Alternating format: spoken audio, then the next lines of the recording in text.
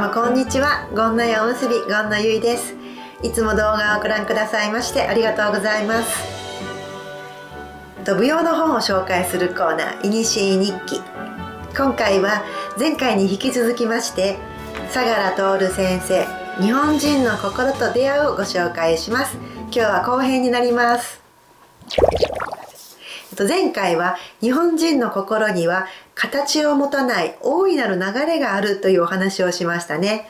今回はその流れがどうやって日本人の自然観や生き方に影響を与えているのか、さらに掘り下げていきます。前半をまだ見ていない人はぜひそちらからご覧いただけますと楽しめると思いますので、どうぞよろしくお願いします。では最初に生成観という考え方についてお話しします。生成観っていうとちょっと難しく聞こえるかもしれませんが、簡単に言うと全てのものが絶えず生まれ変わり動いている、運動しているという感覚のことです。例えば春には桜が咲いて、夏には青々とした緑が広がって、秋には紅葉が美しく色づいて、冬には全てが静かに眠る。この自然の流れ、私たちは当たり前に感じていますよね。でもこの流れそのものを日本人は生々として捉えていたんです。古事記には神々も山も川も草木も人間さえも生成のエネルギーの噴射から生まれたとされています。この生成のエネルギーそのものが形を持たない大いなるものなんです。これっていうのは私たちの命も自然も全てが一緒に生まれて暮らして、やがてまた永遠の宇宙に帰ると考えるような感覚ですね。古事記とか言うとね、とても壮大な話に感じるんですけども、身近な感じがしませんか？日々の身近な話とすると、皆さんは自然の変化に心が動かされたことはありますか？例えば春の訪れを感じた瞬間、どんな気持ちになったでしょうか？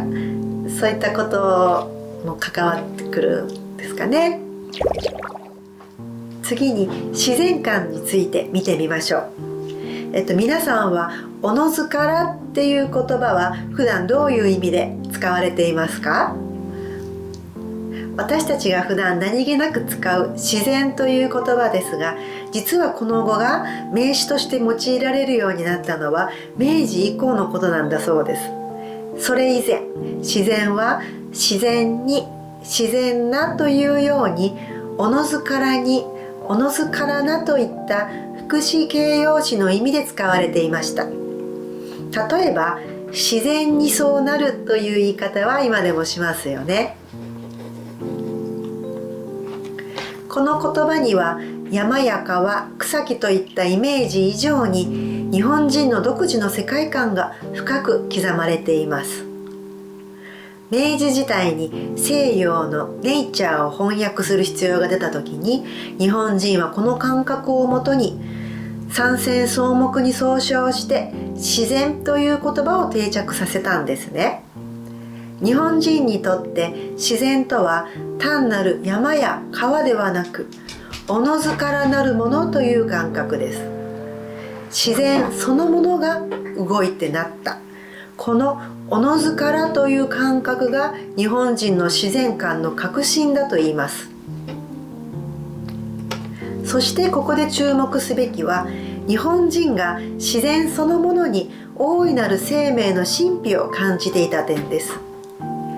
山や川だけではなく、それを成り立たせている生成の運動自体を尊び、そこに神聖性を見出してきたのです。ここで西洋や中国の自然観と日本の自然観を比べてみましょう。例えば西洋では自然は創造心によって作られたものとの考え方が濃いです。一方日本では先ほども申し上げました通り、三線草木はおのずからなれるものとして捉えられています。この違いはなんとなくイメージできますか？例えば西洋のネイチャーはギリシャ哲学の影響を受けた本質や本性を含む概念で、外から客観視することで捉えられるものの意味合いがあります。中国でも自然という字は使いますが、日本とは少し違ってヨーロッパの考え方に近いそうです。日本人の感覚はもっと流動的なんですね。西洋の自然観と日本の自然観の違いについて、皆さんはどう感じましたか？自分の考え方や生き方に影響を与えているとは思いますか？さて、この本では日本人にとって理想的な生き方はおのずからに自然に即した生き方だと述べられています。自然体という言葉聞いたことありますね。例えば、あの人は自然体で素敵だなとか、無理せず自然体で行こうぜなんて言いますけども、この言葉には何をもって自然体とするかは明確には定められていないけれども、おのずからなるものに寄り添うという意味が込められています。これは単に気楽に生きるということではなく、無理のない素直な自分の在り方を大切にするという生き方です。ちょっと難しいお話では、アメリカの日本学者リフトンが日本人について述べた文章があるんですけども、個人は共同体とともに調和的宇宙に帰属していると感じているとおっしゃっていますね。この鋭い指摘からも分かるように、日本人の伝統的な生き方は個人を宇宙全体の生成の一部と捉えるものでした。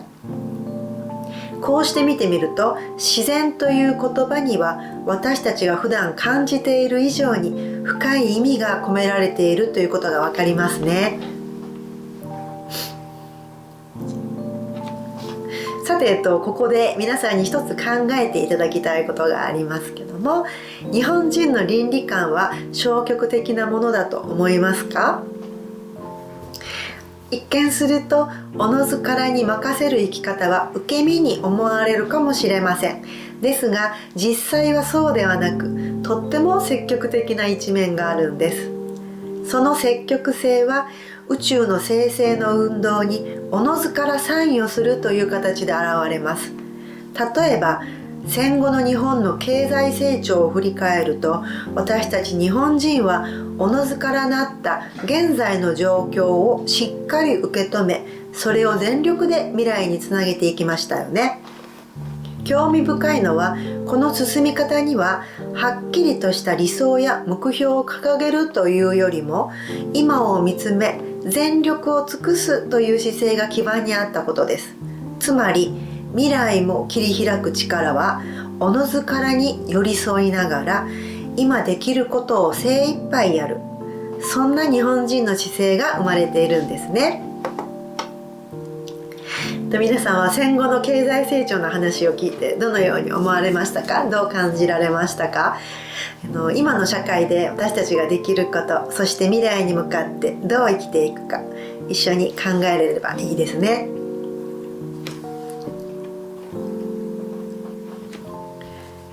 しかし